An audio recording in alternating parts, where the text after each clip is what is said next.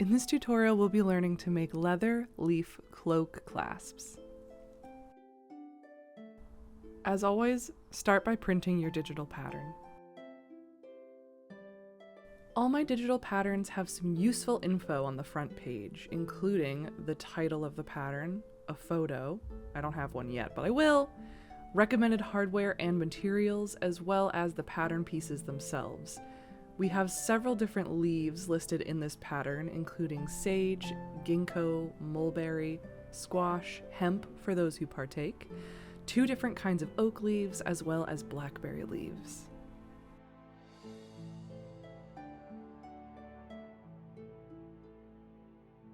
We're going to prep our pattern pieces for application on leather by cutting them out.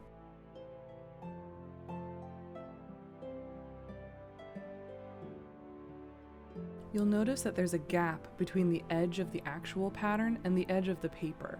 That's important for getting a nice finish after we cut these pieces out, and you'll see why in just a moment. Until then, let's cut out the rest of these leaves. This is a great project for using pieces of scrap leather that you have left over from other larger projects. These leaves are very small and you don't have to cut out all of them. You could put one on one piece and one on the other. I find that having some inconsistency is actually a better effect overall since they're an organic item. I'm just going to affix all these pieces down with cheap masking tape. I like the cheap stuff because I can see through it really easily and it's not too sticky. So go ahead and press everything down and then we'll cut them out of the leather.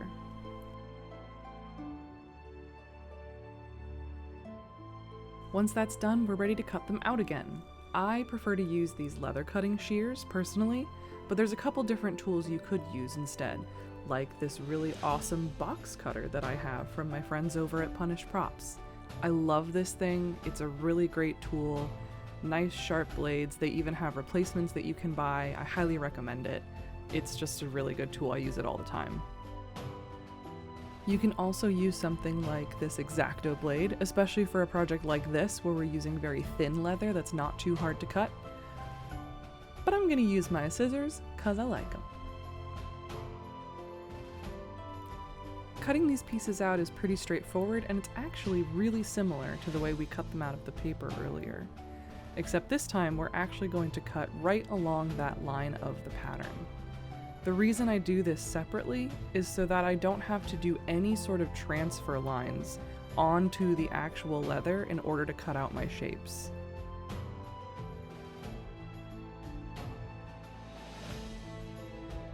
All that's left is transferring these designs from our paper onto the leather, and I'll show you a couple ways to do that. The first way is to do it before you cut out the leaf using a sharp tool like this awl. I can poke the rough pattern of the leaf veins into the design, and then when I cut it out, I have a guide all ready for me to do my tooling later.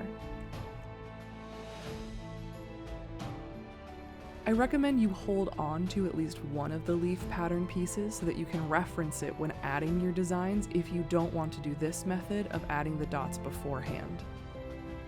Let's go ahead and cut out the rest of our leaves and then we can move on.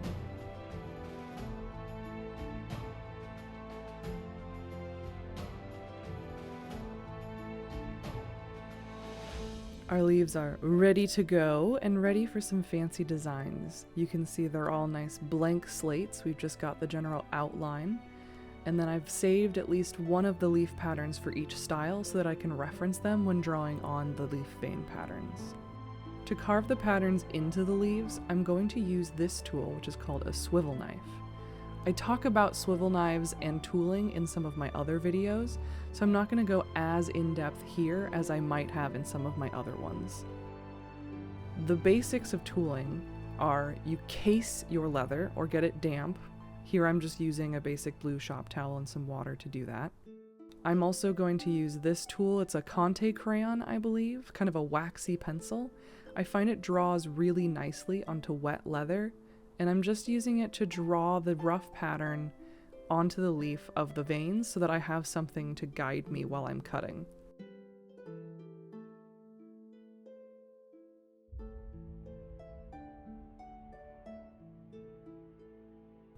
I like to hand draw my lines rather than follow the exact ones on the pattern, because that means each leaf is going to be a little bit different, and I find that that also helps when creating organic shapes like this, because they're not going to have that mechanical sameness that results from a digital copy. I like being a little loose with it. If I make mistakes, it's okay, because not everything in nature is perfect. So let yourself be a little loose, be a little creative. You can use the lines on the leaves for reference, you can copy them exactly, or you could choose to do something completely different. It's totally up to you.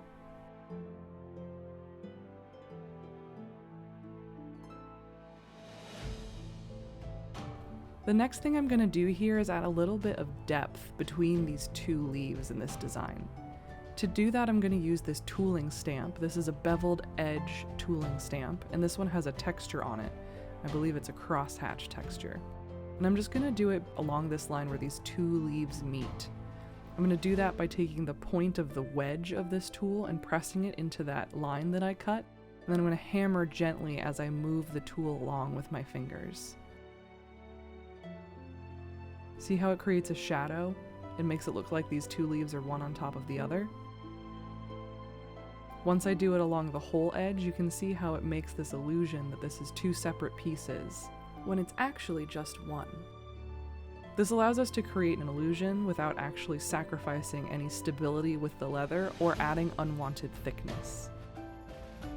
The next thing I'm going to do is just pinch and fold the leaf to create ripples and curves and crinkles to make it look like the real thing.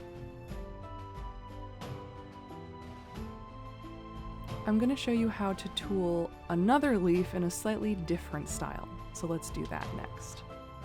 I'm going to show you how to do this maple leaf with this sort of double row of lines, if you will, where instead of cutting just one line like we did with the sage leaf, we're going to cut two to create a different effect. The basic method here is exactly the same as what we did with the sage leaf, except we're going to be outlining where the leaf veins are rather than drawing them directly with a single line.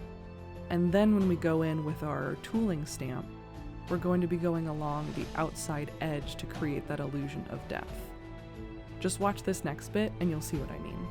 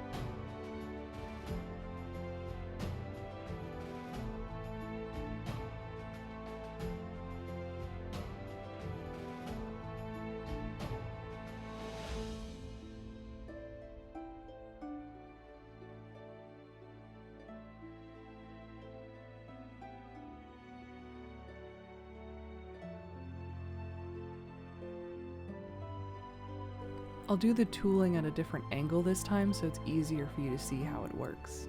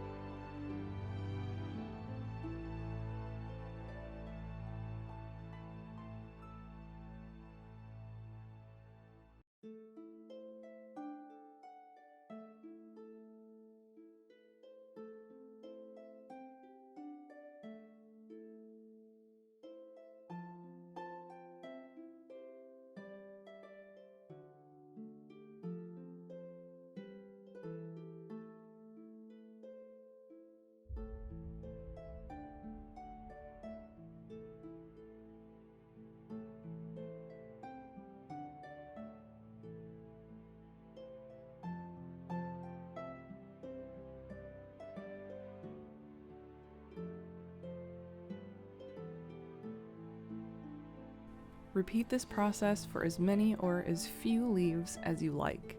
You can choose to do the single line style of adding veins, you could choose to paint them on, You could choose to carve them like we did with the maple leaf. It's totally up to you.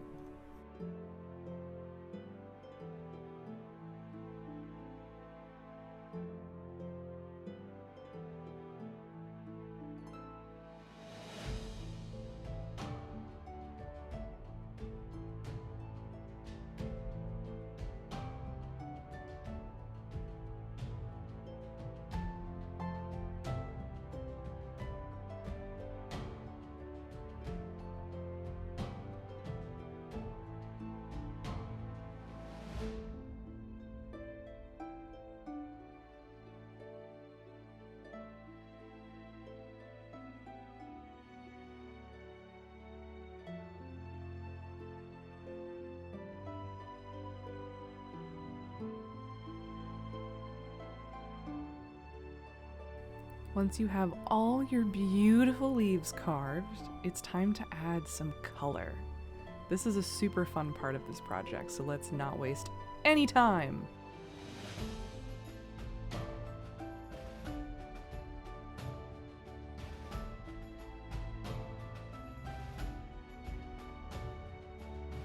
This is a wonderful opportunity to use a whole bunch of different colors. Leaves are famously known for having a wild variety of colors, and these are just some of the ones I'm going to be using.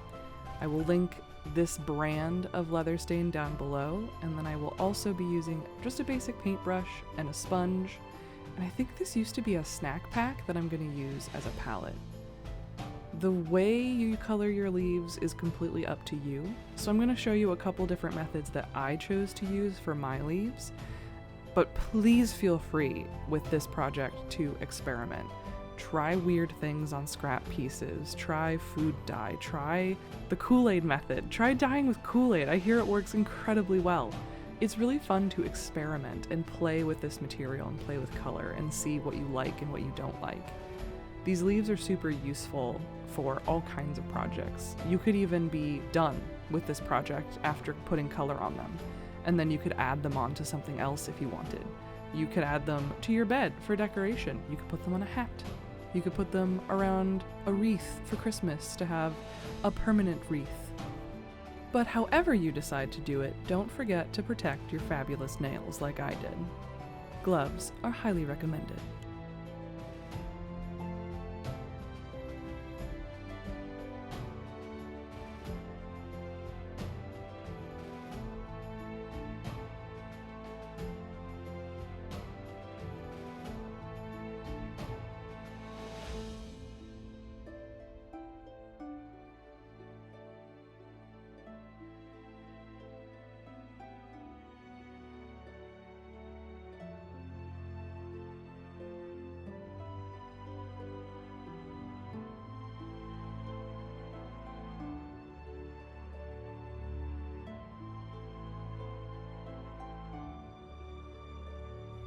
I want to add some fall colors to these leaves with this red dye that I have here. I will link this down below as well. It's a similar dye to what I'm using for the rest of the colors, it's just not a water stain. And I'm just gonna daub it on sloppily with my brush and then blend it out gently with a dry sponge. By adding it on top of already wet stain, I'm gonna get a better blend than I would if I were adding it onto dry stain. So experiment with layering colors on dry versus wet. Try different tools for blending, different textures. It's really up to you how you want to tackle this. It's kind of difficult to do organic colors wrong, which is really nice, so let yourself play around with it a lot and have a good time.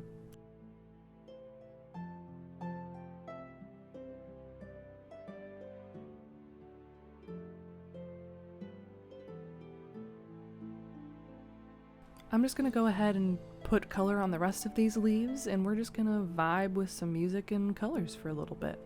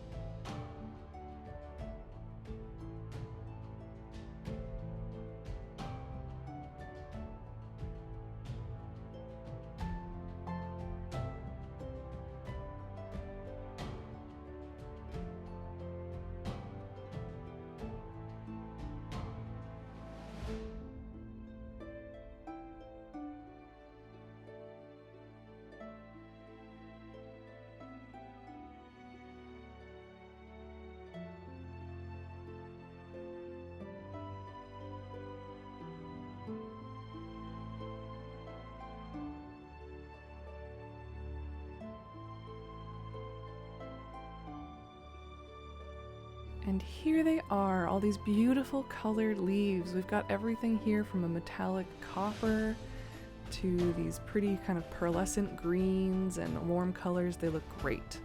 The next thing we're gonna do is use this material called Gel Antique.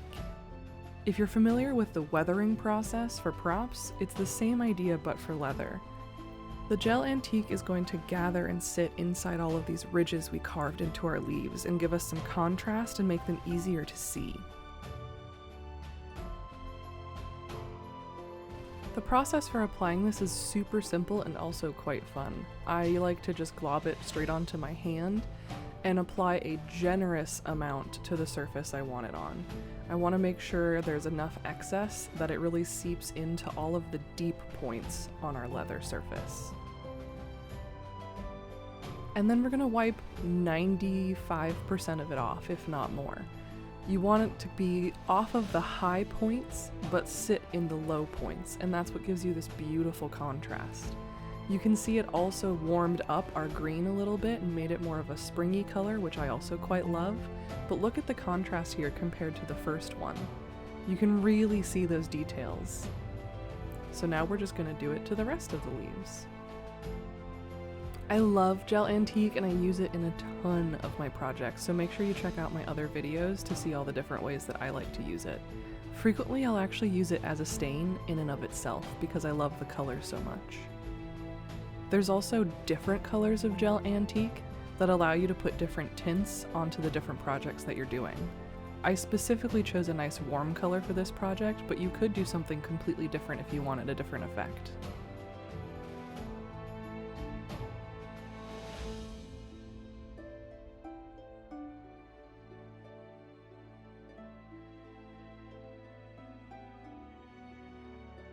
As I said before, you can be done at this stage. All of these leaves look really beautiful.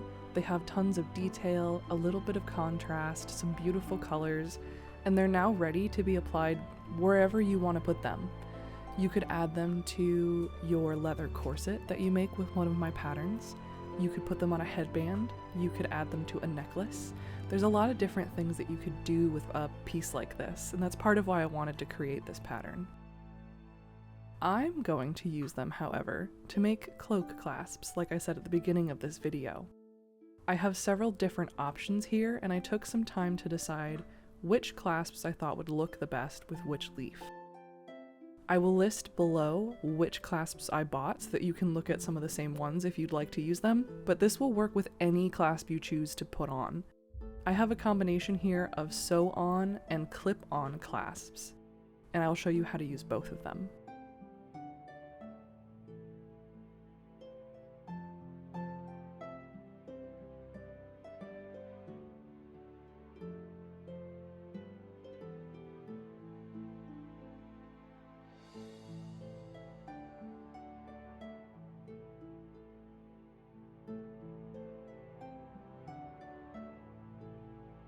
The first thing we're going to do is decide which clasps will work best with which leaves.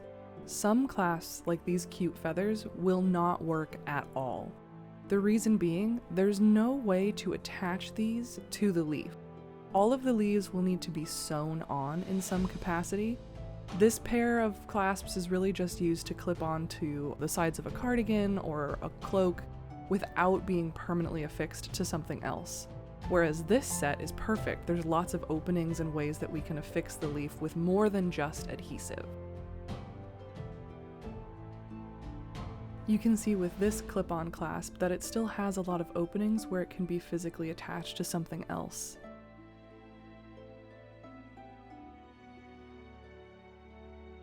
These are some of the materials I recommend having on hand for affixing these leaves. I'm using a lighter and a sharp thing like an awl, and some sewing needles. These are bookbinding needles specifically. I really like to use them for leather projects. And then have a couple different colors of nylon thread on hand so that you can match them with different clasps.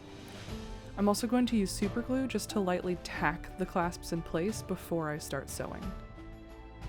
Here's a clasp that I've already attached to one of our leaves. You can see the thread through the back, and I've also cut a gap to allow this clip to stick through. This clip is what's going to allow us to affix this to various materials like cardigans, ponchos, and cloaks, but not permanently, so it can be changed. Let's start affixing the other half of the clasp to this leaf. To start, we need to figure out where to cut our hole for the clip in the back. To do that, I'm going to use this opening at the top as our guide and poke a hole there with my awl. I'll use this as an alignment guide when placing the clasp so that I know where to cut with my little scissors to leave a gap for the clip.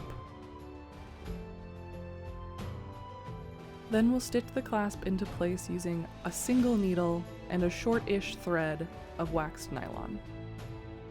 To make this whole process easier, we're going to tack the clasp in place with super glue, but first we need to make room for that clip.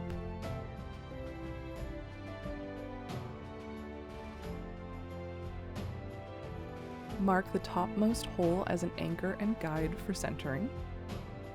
Then I'm going to lightly score around the clip with my awl.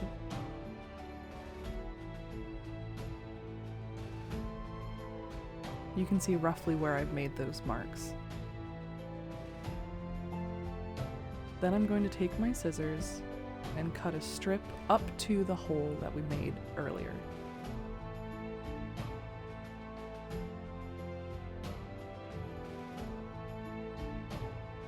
This doesn't have to be super exact. The upside of working with leather like this is that it is flexible, and you can always and should cut less than you think you need to start with, and then cut a little more if you decide that's necessary.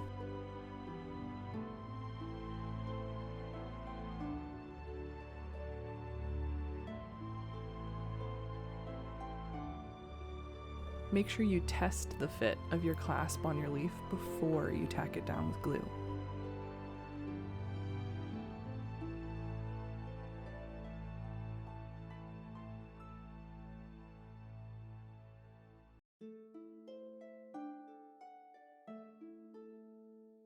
You don't need very much super glue here. Like I said, I'm only using it to gently tack the clasp in place to make it easier to sew. You're not using the glue here as a major way of keeping the leaf attached to the clasp. Hold the clasp and the leaf together until it dries, and then we're ready to start stitching. I'm pointing out to you here the different places where I decided to poke holes in order for this clasp to attach effectively. Where you put holes is largely up to you. It's going to depend both on which clasp you picked and which leaf pattern. You want to pick spots that are going to help hold the clasp in place effectively, but also look good with the particular clasp you chose as well as the leaf. I'm going to show the process of stitching on a couple different clasps just so you can get a better idea of what that might look like for you.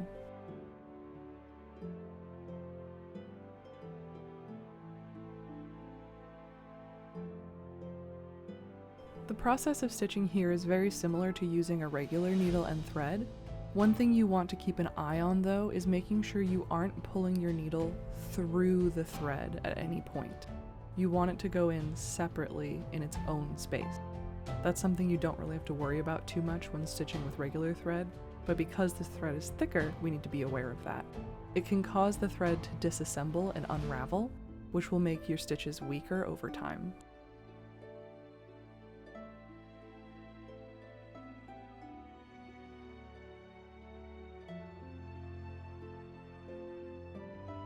The main thing I'm thinking about here while deciding where to put my stitches is what's going to look best with the clasp, and also what pattern in terms of order of operations is going to result in the thread being back on the off side of the leather so that I can do a little snip and use my lighter to finish the stitch.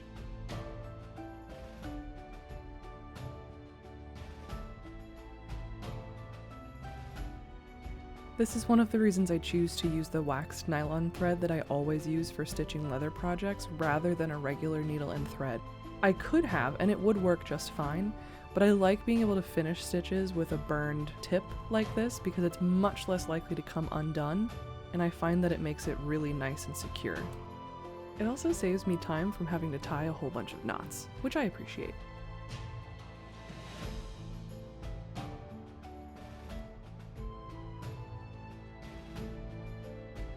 I'm gonna go ahead and tie a new knot at the end of our thread and start stitching on the other holes.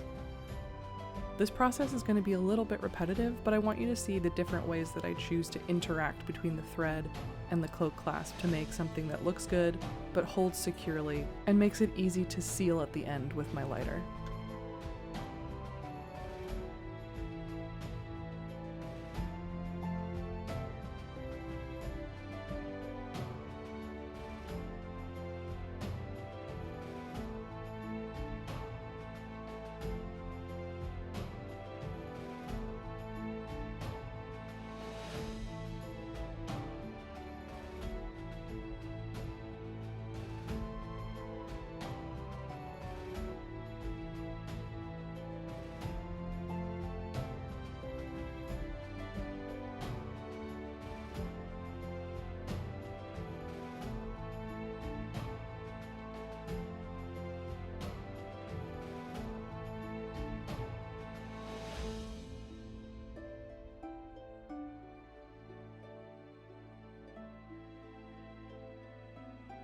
Make sure you're only burning the ends of your thread, because you can actually burn straight through your thread and it'll break and you'll have to do your stitches all over again. I'm gonna go ahead and stitch the other side, and then this set is done. And it looks really cool. We now have these beautiful leaves attached to these clasps. They can hook and unhook and attach via the clippies on the back to whatever material you want to turn into a cloak.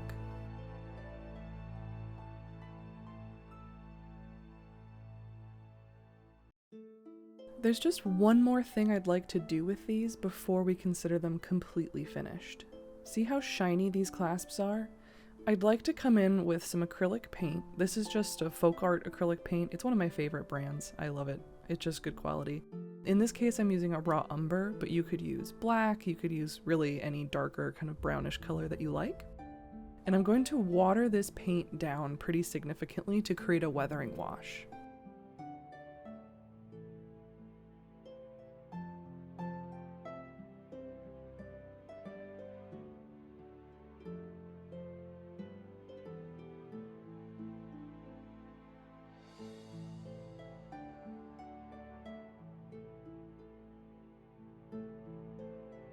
The process here is actually going to look almost identical to what we did earlier with the Gel Antique on our leaves. We're going to take a pretty healthy amount of this watered down paint and daub it on very haphazardly and make sure we're getting the liquid in and around and all the little crevices of this clasp. This is going to do a couple of things for us. It's going to dull this cheap plasticky shine that these clasps have, and it's also going to help blend the leaf and the clasp together. It's going to decrease the harsh edge of the clasp and help it just blend visually and look really nice and finished. Look how it compares to the clasp before we added the weathering wash. It's a subtle but very effective difference.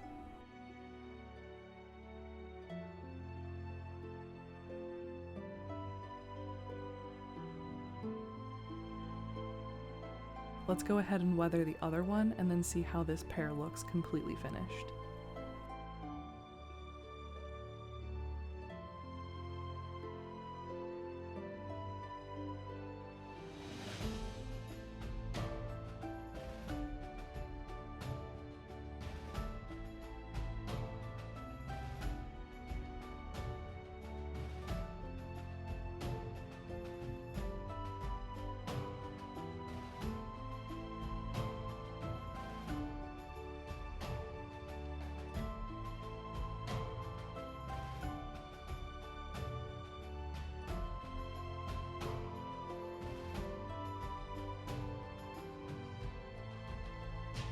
See how nice that looks? See how the clasp almost seems like it's part of the leaf now?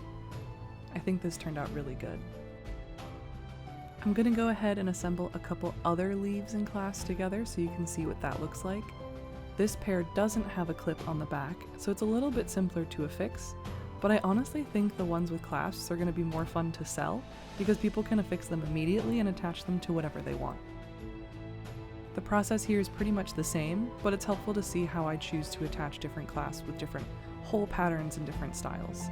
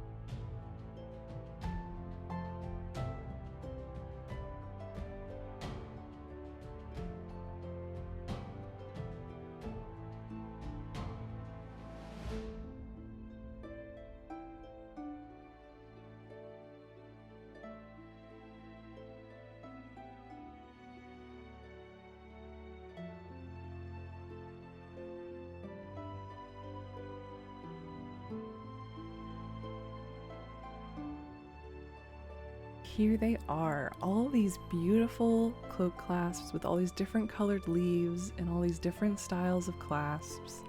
I think these turned out really great. I'm really happy with them. I love the colors, I love the finish. I can't wait to see how you guys choose to do these. I want to see them on capes, I want to see them on cardigans, I want to see them everywhere. I want to see what you do with them. I really appreciate you taking the time to watch this tutorial. The pattern is available for free as always to my patrons.